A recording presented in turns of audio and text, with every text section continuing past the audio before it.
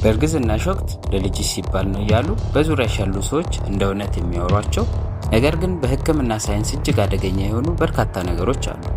የልጁን ዓይን ያጠራል ተብሎ በየቀኑ የሚጠጣው ጠላና ቢራ፣ ለልጁ አደገኛ ነው ተብሎ ጎመንና ቃሪያን ከምግብ ገበታ ማራቅ፣ ሁለት ሰው ስለሆንሽ ለሁለት መበላት አለበት የሚለው ጎጂ እምነትና እናት በጽኑ እየታመመች እንኳን በእርግዝና ወቅት መድኃኒት መወሰድ ፈጽሞ አይቻልም ብሎ መከራን መቀበል፣ ጨረር አለው ተብሎ የሚሸሸው አልትራሳውንድና በእርግዝና ወቅት የሚደረግ ወሲብ ልጁን ይጎዳል የሚለው ትልቅ ፍርሃት፣ እነዚህ ሁሉ በእርግጥ ልጅሽን ይታደጋሉ ወይስ ሳታውቂ ሁለታችሁንም ወደ አስከፊ አደጋ ይከቷቸዋል?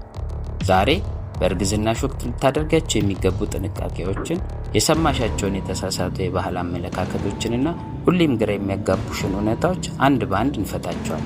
ሁሌም ስለ እርግዝናሽና ስለ ልጅሽ ጤና ትክክለኛና አስተማማኝ መረጃ ማግኘት ከፈለግሽ ፕሬግናንሲ ቲፕስ ኢትዮጵያ እርግዝና መረጃ የሚለውን የዩቲዩብ ቻናሌን ሰብስክራይብ ማድረግ እንዲሁም ቪዲዮዎቼን ላይክ ማድረጉን አትዘንጊ።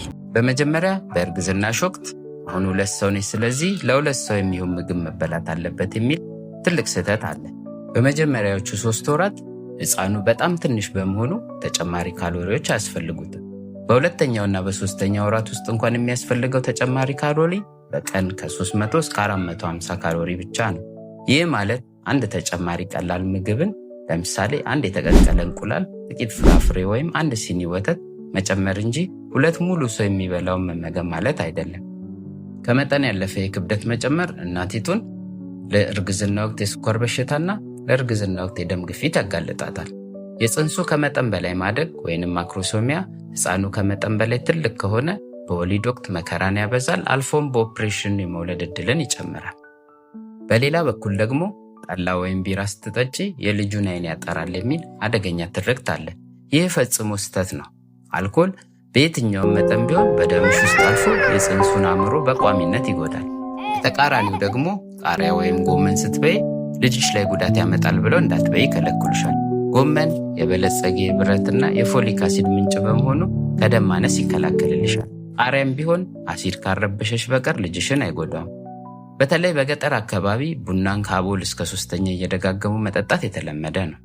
ቡና ውስጥ ያለው ካፊን የእንግዴ ልጅን የደም ዝውውር በማበላሸት የፅንስ ማደግን ያስቆማል፣ አልፎም ፅንስ እንዲወርድ ሊያደርግ ይችላል። በቀን ከ200 ግራም ወይንም ከ1 ሲኒ በላይ መጠጣት በፍጹም አይመከርም። ያለ ሐኪም ትዕዛዝ ምንም አይነት መድኃኒት ወይም የባህል እጽዋትን መወሰድ የለበትም። ነገር ግን አንዳንዶች በእርግዝና ወቅት መድኃኒት መውሰድ ፈጽሞ አይቻልም ብለው በማሰብ በሐኪም የታዘዘላቸውን የብረት፣ የቫይታሚን እንዲሁም ሲታመሙ የታዘዘላቸው መድኃኒት እንኳን ሳይቀር ይፈራሉ። ያለ ሐኪም ትዕዛዝ መድኃኒት መውሰድ አደገኛ እንደሆነ ሁሉ በሐኪም የታዘዘልሽን አስፈላጊ መድኃኒት አለመውሰድ ደግሞ እኩልም አደገኛ ነው። ሌላው ትልቁ ፍርሃት አልትራሳውንድ ነው። ደጋግሞ ከተነሳ ጨረር አለው፣ ልጁን ይጎዳል የሚለው ይህ ሙሉ በሙሉ ሐሰት ነው። አልትራሳውንድ ምንም አይነት ጨረር ወይም ራዲዬሽን የለውም። የሚጠቀም የድምፅ ሞገድ በመሆኑ የልጅሽን እድገትና የልብ ምት ለመከታተል ሙሉ በሙሉ ደህንነቱ የተጠበቀ ነው። በተጨማሪም ሆዴ ሳይወጣ ወይም 3 ወር ሳይሞላኝ የጤና ጣቢያ ክትትል አልጀምርም የሚሉ እናቶች አሉ። ይህ በጣም ትልቅ ስህተት ነው። የእርግዝና ክትትልሽን በመደበኛነት እርግዝናው እንደታወቀ በመጀመሪያዎቹ 12 ሳምንታት መጀመር አለበት። የተለያዩ መድኃኒቶች ስለሚሰጡ እንዲሁም የተለያዩ ትምህርቶች ስለሚሰጡሽ ወደ ጤና ተቋም መሄድ የግድ ይልሻል። በእርግዝና ወቅት በሚከሰት የሆርሞን መለዋወጥ ምክንያት አእምሮሽና ጸባይሽ ሊቀያየር ይችላል። ድንገት ማልቀስ ወይም መበሳጨት ተፈጥሯዊ ነው። ነገር ግን አንዳንዶች ይህን ተረድተው ከመደገፍ ይልቅ ስላረገዘች እንደ ጉራና እንደ መንበላጠጥ በመቁጠር ሲፈርዱብሽ ይታያል። ይህ የጉራ ሳይሆን የሰውነት ተፈጥሯዊ ለውጥ ነው። ስለዚህ በከንቱ መጨነቅ አይጠበቅብሽ። ሌላው በግልጽ የማይወራው ስለ ሴክስ ወይም የወሲብ ግንኙነት ነው። በእርግዝና ጊዜ ሴክስ ማድረግ ልጁን ይጎዳል ወይም ጽንሱን ያወርዳል ተብሎ የሚታሰበው ሐሰት ነው። እርግዝናሽ ምንም አይነት የሕክምና ችግር ለምሳሌ የደም መፍሰስ ከሌለበት በቀር እስከ ወሊድ ቀን ድረስ ደህንነቱ በተጠበቀ መንገድ ግንኙነት ማድረግ ትችያለሽ። ሕፃኑም በማህፀን ፈሳሽና በጠንካራ የጡንቻ ግድግዳ ስለሚጠበቅ ምንም አይነት አደጋ አይደርስበትም። እርግዝና የደስታ የተስፋና የጥንቃቄ ጊዜ እንጂ የፍርሃትና የሰዎች ወሬ የሚሰማበት ጊዜ አይደለም። ራስሽን ጠብቂ፣ የተመጣጠነ ምግብ ተመገቢ፣ የሕክምና ክትትልሽን አታቋርጭ። ይህ መረጃ የብዙዎችን ሕይወት ሊታደግ ስለሚችል አሁኑኑ ላይክና ሼር በማድረግ ለሌሎች እንዲደርስ አድርጊ።